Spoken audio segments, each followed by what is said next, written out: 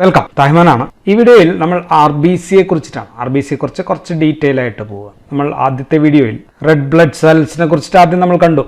നമ്മൾ പറഞ്ഞത് formed elements ഉണ്ട് ബ്ലഡിൽ, പ്ലാസ്മ ഉണ്ട്, ഫോംഡ് എലമെന്റ്സ് ഉണ്ട്, പ്ലാസ്മയിൽ പ്രോട്ടീൻസ് ഉണ്ട്. അതിൽ ഫോംഡ് എലമെന്റ്സ് എന്ന് പറഞ്ഞാൽ 45% വരും. അതിൽ 44% RBCs ആണ് എന്ന് നമ്മൾ കണ്ടു. ഏറ്റവും കൂടുതൽ ഇതാണ് എന്ന് നമ്മൾ കണ്ടതാണ്. ദെൻ എണ്ണം നമ്മൾ കണ്ടു 4.5 to 5.5, 5.5, 4 to 6 എന്ന് എഴുതിയാലൊന്നും കുഴപ്പമില്ല.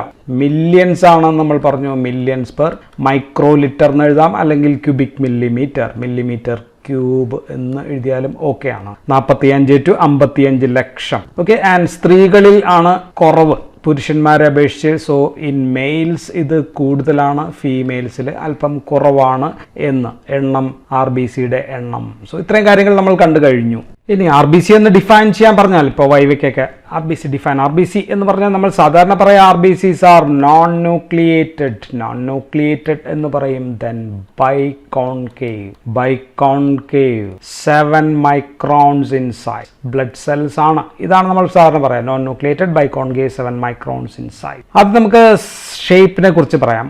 RBCs ആർ ബൈകോൺകേവ് ഷേപ്പാണ്. ബൈകോൺകേവ് എന്ന് വെച്ച് കഴിഞ്ഞാൽ ഇങ്ങനെ ഇരിക്കും, പിന്നെ ഇങ്ങനെ വരയ്ക്കുക, ദെൻ ഇത് ഇങ്ങനെ, അപ്പോഴത്തേക്കും ബൈകോൺകേവ് ഷേപ്പ് കിട്ടും നമുക്ക്. ബൈകോൺകേവ്, നടുവിൽ കുഴിവാണ്, അറ്റം കുറച്ച് ഉയർന്ന ഷേപ്പാണ്. സോ ഇതാണ് ബൈകോൺകേവ് ഷേപ്പ്. അല്ലെങ്കിൽ നമുക്ക് അവയെ ഡിസ്ക് ഷേപ്ഡ് എന്നും വിളിക്കാം. RBCs have disc shape. നടുവിൽ തിന്നാണ്, thick periphery. So this area is thin and this area is somewhat thick. ഈ RBCയിൽ ഒരു പ്രോട്ടീൻ ഉണ്ട്, സ്പെക്ട്രിൻ എന്നാണ് അതിൻ്റെ പേര്. സ്പെക്ട്രിൻ എന്ന് പറയുന്ന ഒരു കൺട്രാക്റ്റൈൽ പ്രോട്ടീൻ RBCയിലുണ്ട്. സോ അതാണ് ഈ ഷേപ്പ് നൽകാനുള്ള കാരണം. ആൻഡ് ഈ ഷേപ്പ് മൂലമുള്ള എന്താണ് അഡ്വാൻറ്റേജ് എന്ന് വെച്ചാൽ, ലാർജ് സർഫസ് ഏരിയ കൂടും. Surface area will be increase. അപ്പം അതുകൊണ്ട് തന്നെ ഡിഫ്യൂഷൻ ഓഫ് ഗ്യാസസിന് ഈസി ആയിട്ട് കടന്നു കയറാനായിട്ട് പറ്റും. Diffusion of gases is easy. ഓക്സിജനൊക്കെ വേഗമാകത്തേക്ക് കയറി പോകാനായിട്ട് സാധിക്കും. മാത്രമല്ല ഇതിനെ വാട്ടർ അബ്സോർബ് ചെയ്യാനും പറ്റും because of the spectrin protein. അങ്ങനെ റപ്ചർ പ്രിവെന്റ് ചെയ്യാനും ഈ സ്പെക്ട്രിൻ എന്ന പ്രോട്ടീൻ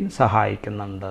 ഇനി ഈ RBCയുടെ ഈ പ്രത്യേക ഷേപ്പ് മൂലം, ഇങ്ങനെ ഇരിക്കുന്ന ഷേപ്പ് മൂലം, RBC നമ്മൾ ട്യൂബിൽ വെക്കുകയാണ് എന്ന് കരുതുക. RBC ഇങ്ങനെ ഒരു നമ്മൾ ട്യൂബിൽ വെച്ച് കഴിഞ്ഞാൽ നോക്കുക, ഇങ്ങനെ ട്യൂബിൽ ഒന്നിന് മീതെ ഒന്നായിട്ട് ഇങ്ങനെ സ്റ്റാക്ക് ചെയ്യാൻ പറ്റും. ഒന്നിന് മീതെ ഇങ്ങനെ അടുക്കിയിരിക്കും. So arranged in stacks of coins. So ഇതിന് നമ്മൾ പറയാ റോളെ ഫോർമേഷൻ എന്നാണ്. റോളെ, പക്ഷെ നമ്മൾ എഴുതുമ്പോൾ റോളക്സ് എന്ന് എഴുതണം. RAULEAUX, റോളക്സ് എന്ന് എഴുതുക. റോളെ ഫോർമേഷൻ എന്നാണ് നമ്മൾ പറയാം. സോ ഇതിന് ചില പ്ലാസ്മ പ്രോട്ടീൻസ് കൂടി ഞാൻ ഇനി സിമ്പിളായിട്ട് ഇങ്ങനെ വരയ്ക്കാം. ഇങ്ങനെ അടുക്കി വെക്കും. ഓക്കെ. ആൻഡ് ഇതിന് ചില പ്ലാസ്മ പ്രോട്ടീൻസ് സഹായിക്കും, ഫൈബ്രിനോജൻ ഇതിന് സഹായിക്കും എന്ന് നമ്മൾ പ്ലാസ്മ പ്രോട്ടീൻസിന്റെ വീഡിയോയിൽ നമ്മൾ കണ്ടതാണ്. ഇനി RBC ഇങ്ങനെ അല്ലാതെ കട്ടപിടിക്കാം. ഇങ്ങനെ അല്ലാതെ, ഇതൊരു ചെറിയൊരു കട്ടപിടുത്തമാണ്. ഇങ്ങനെ ഇത് അറേഞ്ച്ഡ് ഒരു ഓർഡറിലാണ് ഇരിക്കുക. അല്ലാതെ കട്ടപിടിക്കുന്നതിനെ നമ്മൾ റാൻഡംലി ക്ലം ടുഗദർ. ഓക്കെ. അതിനെ നമ്മൾ വിളിക്കുക വേറൊരു പേരാണ്. അതിനെ നമ്മൾ അഗ്ലൂട്ടിനേഷൻ എന്നാണ് വിളിക്കുക. അഗ്ലൂട്ടിനേഷൻ എന്ന് വിളിക്കും. ഇത് RBCയുടെ പുറത്ത് ചില ആന്റിജൻസ് ഉണ്ടെന്ന് പറഞ്ഞു. ബ്ലഡിനകത്ത്, പ്ലാസ്മയിൽ ചില ആന്റിബോഡി ഉണ്ടെങ്കിൽ ഇത് തമ്മിലുള്ള ഇന്ററാക്ഷൻ ആണ്. സോ ആന്റിബോഡി ഇന്ററാക്ഷൻ മൂലം ഉണ്ടാകുന്ന ഇന്ററാക്ഷൻ മൂലം ഉണ്ടാകുന്ന അതിനെയാണ് നമ്മൾ അഗ്ലൂട്ടിനേഷൻ എന്ന് പറയാം. സോ റോളക്സ് ഫോർമേഷൻ കട്ടപിടിക്കലല്ല, അഗ്ലൂട്ടിനേഷൻ ആണ് കട്ടപിടിക്കൽ. റോളക്സ് ഫോർമേഷൻ എന്ന് വെച്ചാൽ stacks of piles of coins പോലെ ഇരിക്കുന്നതിനെയാണ് നമ്മൾ റോളക്സ് ഫോർമേഷൻ റോളെ ഫോർമേഷൻ എന്ന് പറയുക. ഇനി RBCയുടെ സൈസ് 7 to 7.5 മൈക്രോൺസ്. 7 മൈക്രോൺസ് നമ്മൾ പറയും, എങ്കിലും 7 to 7.5 റേഞ്ച് ആണല്ലോ. ഫിസിയോളജിയിലെല്ലാം റേഞ്ചാണ്. Microns in size. നമ്മുടെ ഏറ്റവും ചെറിയ കാപ്പിലറീസിന് 8 മൈക്രോൺസ് ആണ്. സോ അതിലൂടെ കടന്നു പോകാനായിട്ട് RBCക്ക് പറ്റും. സോ ഇതിന്റെ ഷേപ്പും സൈസും ആണ് ഇതിനെ സഹായിക്കുക. So can easily squeeze through the capillaries എന്നാണ് നമ്മൾ പറയുന്നത്. ഇനി RBCയുടെ സർഫസ് ഏരിയ എന്ന് പറയുന്നത് 120 മൈക്രോമീറ്റർ സ്ക്വയർ ആണ്. ദെൻ വോളിയം എന്ന് പറയുന്നത്, ഇത് സർഫസ് ഏരിയ ആണ്. വോളിയം എന്ന് പറയുന്നത് ഒരു 80 to 90 മൈക്രോമീറ്റർ ക്യൂബ്. ഇനി RBCക്ക് ന്യൂക്ലിയസ് ഇല്ല. സോ ഫസ്റ്റ് നമ്മൾ പറഞ്ഞത് നോൺ ന്യൂക്ലിയേറ്റഡ് എന്നാണ്. നോൺ ന്യൂക്ലിയേറ്റഡ് ആണ് മെച്യൂർ RBC ആണ് നോൺ ന്യൂക്ലിയേറ്റഡ് എന്ന് വെച്ചാൽ ഇവിടെ ചെറുപ്പത്തിൽ RBC ഉണ്ടായി വരുന്ന ആ സമയത്ത്, ചെറുപ്പകാലങ്ങളിൽ ഇവയ്ക്ക് ന്യൂക്ലിയസ് ഉണ്ടായിരുന്നു. വലുതാവുമ്പോഴത്തേക്കും ഇല്ല. ന്യൂക്ലിയസ് ഇല്ലെങ്കിൽ എന്താണ്? ഒരു സെല്ല് ഇതാണെങ്കിൽ അതിന് ന്യൂക്ലിയസിനകത്താണ് സാറിന് DNA. ഇതില്ലെങ്കിൽ DNA ഇല്ല, DNA ഇല്ലെങ്കിൽ പ്രോട്ടീൻ സിന്തസിസ് ഇല്ല, പ്രോട്ടീൻ സിന്തസിസ് ഇല്ലെങ്കിൽ പിന്നെ റൈബോസോംസിന്റെ ആവശ്യമില്ല, ഗോൾജി ബോഡീസിന്റെ ആവശ്യമില്ല, ബാക്കി സംഭവങ്ങൾ അതുമായിട്ട് ബന്ധപ്പെട്ടുള്ള ഒന്നിന്റെയും ആവശ്യമില്ല. So there is no protein synthesis in RBC. RBCയിൽ നോ പ്രോട്ടീൻ. പുതിയതായിട്ട് ഒരു പ്രോട്ടീനും മെച്വർ RBCക്ക് ഉണ്ടാക്കാനായിട്ട് പറ്റില്ല. പണ്ടുണ്ടാക്കിയുള്ള പ്രോട്ടീൻസും എൻസൈംസിനും വർക്ക് ചെയ്യാം എന്നല്ലാതെ പുതിയ പ്രോട്ടീൻസ് ഒന്നും ഉണ്ടാക്കി വർക്ക് ചെയ്യാനുള്ള കപ്പാസിറ്റി RBCക്ക് ഇല്ല. RBCയുടെ സൈറ്റോപ്ലാസത്തിൽ ഇവിടെ ഇങ്ങനെ എൻസൈംസ് ഒക്കെ ഉണ്ട്. നേരത്തെ ഉണ്ടായിരുന്നുള്ള എൻസൈംസ് അതെല്ലാം വർക്ക് ചെയ്യും. ഇപ്പോൾ ഒരു ഉദാഹരണം കാർബോണിക് അൺഹൈഡ്രേസ് എന്ന് പറയുന്ന എൻസൈംസിന്റെ ഫംഗ്ഷൻ നമ്മൾ റെസ്പിറേറ്ററി സിസ്റ്റത്തിൽ പറഞ്ഞതാണ്. ഉള്ളത് നശിവായി കഴിഞ്ഞാൽ പിന്നെ പുതിയത് ഉണ്ടാവാനായിട്ട് പറ്റില്ല.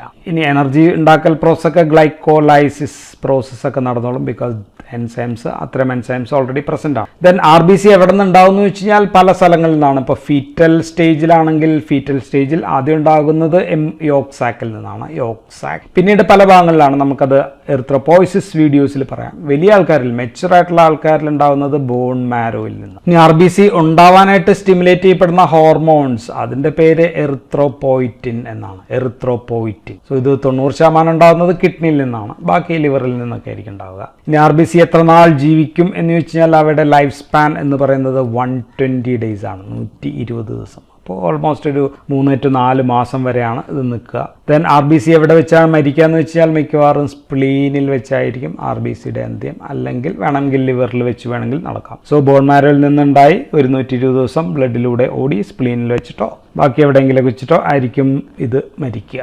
അപ്പം ഇനി നമുക്ക് ഫങ്ഷൻസ് ഓഫ് RBCയുടെ ഫങ്ഷൻസ് എന്തൊക്കെയാണ് എന്ന് നമുക്ക് പറയാം. സോ മോസ്റ്റ് ഇമ്പോർട്ടൻ്റ് ഏറ്റവും പ്രധാനപ്പെട്ട ഫങ്ഷൻ RBC ആസ് എ ട്രാൻസ്പോർട്ടറാണ്. എന്തിനാണ് ട്രാൻസ്പോർട്ട് ചെയ്യുക? RBC ട്രാൻസ്പോർട്ട് ഓഫ് ഗ്യാസസ് ആണ് ഏറ്റവും പ്രധാനപ്പെട്ട ഫങ്ഷൻ. RBCയുടെ ഉള്ളിൽ നമ്മളിപ്പോൾ ഇങ്ങനെ RBC വരയ്ക്കുകയാണെങ്കിൽ അതിന് ഉള്ളിൽ there are certain proteins called as haemoglobin എന്ന് പറയുന്ന ചില പ്രോട്ടീൻസ് ഉണ്ട്. അതിൽ ഹീമോഗ്ലോബിൻ ഒരു ഡിഫറെൻറ്റ് പ്രോട്ടീൻ ചേർന്ന പല സാധനങ്ങൾ ചേർന്ന സംഭവമാണ്. പിന്നീട് നമുക്കത് കാണാം. അതിൻ്റെ ഉള്ളിൽ സെൻട്രലായിട്ട് വി ക്യാൻ സി ഒരു ഹീം പാർട്ട് ഉണ്ട്, heme or iron heme part. അത് ഫെറസ് സ്റ്റേറ്റിലാണ് ഇരിക്കുക. ഫെറസ് സ്റ്റേറ്റിലിരിക്കുന്ന സാധനത്തിന് അയേൺ ഓക്സിജനെ ഒട്ടിച്ചേരാനായിട്ട് പറ്റും, ഓക്സിജനുമായിട്ട് ഒട്ടിച്ചേരാനായിട്ട് പറ്റും. സോ ഇങ്ങനെ ആണ് ഓക്സിജൻ ട്രാൻസ്പോർട്ട് ചെയ്യുക. സോ 98.5% ഓക്സിജനും ബ്ലഡിലൂടെ ട്രാൻസ്പോർട്ട് ചെയ്യുന്നത് ഈ ഹീമിനൊപ്പമാണ്, അല്ലെങ്കിൽ നമുക്ക് ഹീമോഗ്ലോബിനൊപ്പമാണെന്ന് പറയാം. അപ്പോൾ ഇതിനെ നമ്മൾ വിളിക്കുക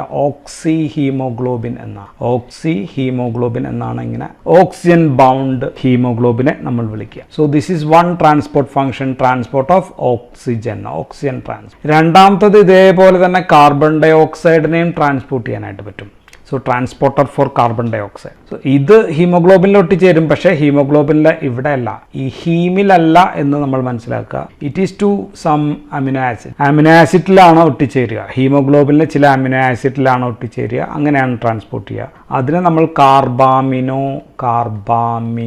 ഹീമോഗ്ലോബിൻ എന്നാണ് വിളിക്കുക. ആൻഡ് കാർബൺ ഡൈ ഓക്സൈഡ് ട്രാൻസ്പോർട്ടറിന്റെ ഏറ്റവും പ്രധാനപ്പെട്ട റൂട്ടൊന്നും അല്ല കാർബാമിനോ ഹീമോഗ്ലോബിൻ. പക്ഷേ ഓക്സിജൻ അതാണ്. ഓക്സിജൻ ഡിഫ്യൂസ് വെള്ളത്തിലലിഞ്ഞ ആകെ 1.5% മാത്രമേ പോകത്തുള്ളൂ. പക്ഷേ കാർബൺ ഡൈ ഓക്സൈഡ് വെള്ളത്തിലലിഞ്ഞ് ഒരുപാട് പോകാനായിട്ട് പറ്റും. ഇനി മൂന്നാമത്തെ ഫംഗ്ഷൻ എന്ന് പറയുന്നത് ചില എൻസൈംസ് മൂലം നമ്മൾ pH regulation, carbon dioxide hemoglobin can regulate pH എന്ന് പറയും. സോ RBCയിലെ കാർബോണിക് അൺഹൈഡ്രേസ് എന്ന് പറയുന്ന ഒരു enzyme. So there are certain enzymes called as carbonic anhydrase. So ഇതിന് carbon dioxide plus water, വെള്ളവും കൂടി ചേർത്തിട്ട് ഇതിനെ നമുക്ക് ബൈകാർബണേറ്റ് ഉണ്ടാക്കാൻ പറ്റും. ബൈകാർബണേറ്റ് പ്ലസ് H+, ബൈകാർബണേറ്റും H+ ഉണ്ടാക്കാനായിട്ട് പറ്റും. ആദ്യം ഉണ്ടാകുന്നത് കാർബോണിക് ആസിഡ് ആണ്. കാർബോണിക് ആസിഡ് ഉണ്ടായിട്ട് അത് അൺസ്റ്റേബിൾ ആയിട്ടാണ് അതൊക്കെ ഉണ്ടാവുക.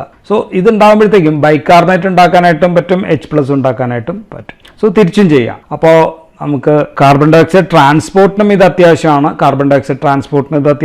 മാത്രമല്ല കാർബൺ ഡൈ ഓക്സൈഡിനെ ബൈകാർബണേറ്റ് ആക്കി ബ്ലഡിലൂടെ ട്രാൻസ്പോർട്ട് ചെയ്യുക. പ്ലസ് അഡീഷണലി H+ ഉണ്ടാക്കാം, ബൈകാർബണേറ്റ് ഉണ്ടാക്കാം. ഇങ്ങനെ ചെയ്യുമ്പോഴത്തേക്ക് നമുക്ക് pH മെയിൻറ്റെയിൻ ചെയ്യാനായിട്ടും സഹായിക്കും. So that is another function of RBC.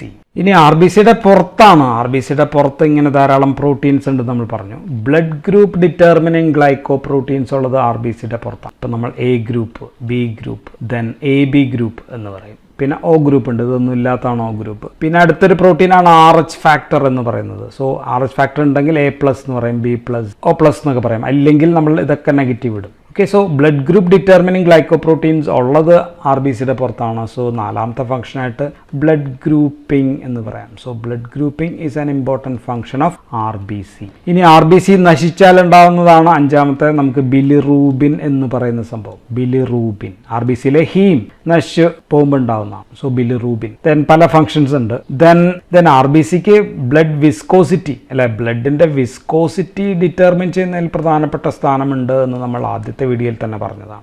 ഏഴാമത്തത് R B C ഉണ്ടാകുന്ന പ്രോസസ്സ്. ആ പ്രോസസ്സിനെ നമ്മൾ ഫംഗ്ഷൻ അല്ല, പ്രോസസ്സിനെ നമ്മൾക്ക് എറിത്രോപോയിസിസ് എന്നാണ് വിളിക്കുക. എറിത്രോപോയിസിസ്. സോ ഇത് നമുക്ക് ഡീറ്റെയിൽ ആയിട്ട് പിന്നീട് വേറെ വീഡിയോയിൽ പറയാം. ഇനി ആർ ബി സി കൂടിയാലും കുറഞ്ഞാലും എന്ത് സംഭവിക്കും നോക്കാം. ആർ ബി സി കുറഞ്ഞു കഴിഞ്ഞാൽ ആർ ബി സിയുടെ ഫംഗ്ഷൻസ് ഒക്കെ കുറയും. എല്ലാ ഫംഗ്ഷൻസും കുറയും. പ്രധാനപ്പെട്ടത് ഓക്സിജൻ ക്യാരിയിങ് ഒക്കെയാണ്. അപ്പോഴത്തേക്കും ശരീരത്തിൻ്റെ പല സ്ഥലങ്ങളിലും ഓക്സിജൻ എത്തുന്നില്ല.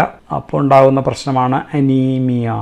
അനീമിയ ഉണ്ടാകും. സോ സ്പെല്ലിംഗ് തെറ്റിയിട്ടുണ്ട്, നോക്കുക. അനീമിയ, പലതരം അനീമിയ ഉണ്ട്. നമുക്ക് അനീമിയയുടെ വീഡിയോയിൽ അതിനെപ്പറ്റി പറയാം.